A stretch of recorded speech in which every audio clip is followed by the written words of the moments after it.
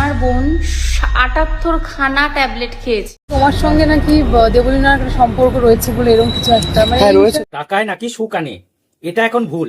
টাকায় নাকি সুখ আনে, এটা এখন ভুল। রিল লাইফ দেখে তোমরা আনন্দে মশগুল। আমি ভালো নেই। দেবলীনা স্বামীর ঘরে সাজানো একটা পুতুল, দেবলীনা স্বামীর ঘরে সাজানো একটা পুতুল। ভালোবাসা চেয়েছিল পেতে, এটাই ছিল ভুল।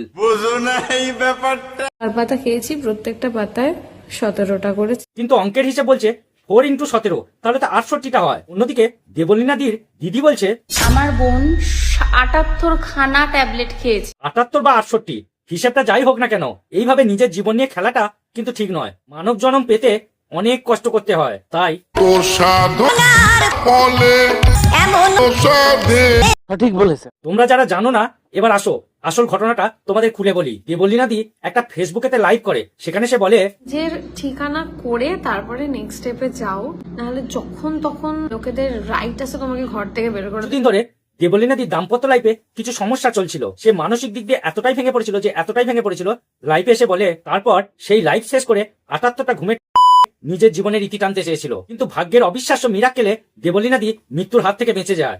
আরে আমরা এই ঘটনাটা জানতে পারি দেবলীনাদির বন্ধু সায়কের কাছ থেকে। ভালো আছিস এখন? আছিস তো?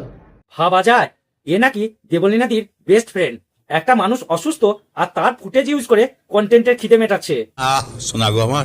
আমার বোন ৭৮ খানা ট্যাবলেট খেয়েছে। একটা মানুষের বেঁচে থাকার শেষ ইচ্ছেটুকু নষ্ট হয়ে গেলে তবে মানুষ এসব করে। দেবলীনাদি কিভাবে দিনের পর দিন জীবন্ত লাশ হয়ে হাসি মুখে নিজের দুঃখ কষ্টটাকে চেপে রেখেছিল। কিন্তু প্রশ্ন একটাই, এত ঔষধ পেলো কোথা থেকে? একটু মাথার বুদ্ধি কাজে লাগালে বুঝতে পারবে আমি এই দোকান সেই দোকান করে আমি ওষুধ কিনে। জীবন ধিৎকারের শেষ প্রদীপটা নেভাতে মানুষ কি না করতে পারে।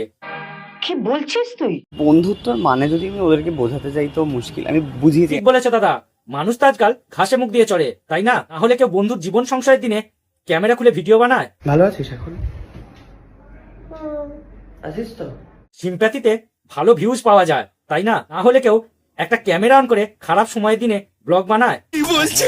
দূষিত সমাজে মূল্যবোধীর ক্যাক্টাসগুলোকে নির্মূল করতে এসে গেছে বিষাক্ত অ্যাটম বোমা। দেবলীনাদিকে যারা জীবন্ত লাশ করলো তাদের নিয়ে ভিডিওটা শুধুমাত্র একটা মেয়ের কষ্টের জীবন সংগ্রামের কাহিনীকে নিয়ে বানানো হয়েছে। তাই ভিডিওটাতে কাউকে ব্যক্তিগত আঘাত করা আমার উদ্দেশ্য নয়, শুধুমাত্র ভিডিওটা দেখুন। আর হ্যাঁ, ভালো লাগলে চ্যানেলটা অবশ্যই সাবস্ক্রাইব করবেন। ঠিক আছে ঠিক আছে।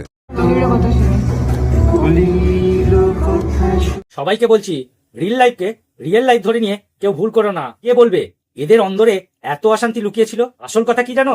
ভালো কেউ বাসে না, সবাই ভালোবাসার অভিনয় করে। ঠিক বললাম? ভাই প্রবাহ নন্দীর ইনারওয়্যারটাও আমার বোন কিনে দেয় পয়সা দিয়ে।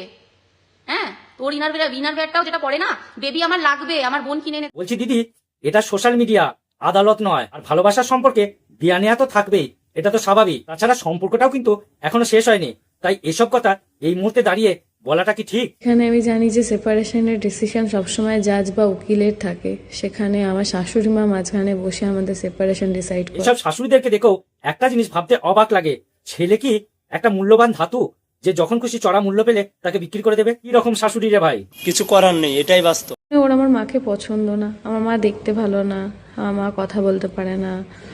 বলছি দাদা, আকাশে ওড়ার সাথে সাথেও কি বুদ্ধিটা উড়ে গেছে? না মানে আর কি, বিয়ের আগে মেয়ের মাকে দেখোনি? আসল কথা হলো একসাথে না থাকার অজুহাত। নেগেটিভ যে কমেন্টগুলো বলুন বা আপনারা যে কমেন্টগুলো না জেনে করছেন সেগুলোর জন্য আমার বোনের এফেক্ট হচ্ছে। একটা মানুষ অসুস্থ, তারপরে তো সোশ্যাল মিডিয়ায় এসে এরা লাইভ করছে, ভিডিও বানাচ্ছে, আর তারপরেও বলছে। নেগেটিভ যে কমেন্টগুলো বলুন বা আপনারা যে কমেন্টগুলো না জেনে করছেন সেগুলোর জন্য আমার বোনের এফেক্ট হচ্ছে। এটা ঠিক বিড়াল মাছ খাওয়ানোর মতো হয়ে গেল না? নিজেরা ভিডিও করছে আর দোষ দিচ্ছে দর্শকদের। আমি কি দোষ করলাম ভাই? আমাদের কাছে উইথ প্রুফ অনেক কিছু রয়েছে যেগুলো আমরা প্রমাণ করতে পারি আমার বোন নির্যাতিত ছিল কিনা। মানুষ এত প্রমাণ থাকা সত্ত্বেও তার সোশ্যাল মিডিয়াতে কেন?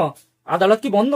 আমরা কোন রকম কিছু চেষ্টা করেছি। বন্ধুর সাথে এত ভালো সম্পর্ক, তার স্বামীর সাথেও এত ভালো সম্পর্ক, একসাথে বসে আড্ডা দিচ্ছে, অথচ বলছে নাম্বার নেই তো। চলো দেখাই তাহলে তোমাদের। একটুখানি ফ্লাইট নিয়ে ইন্টারেস্টিং কিছু বলো না।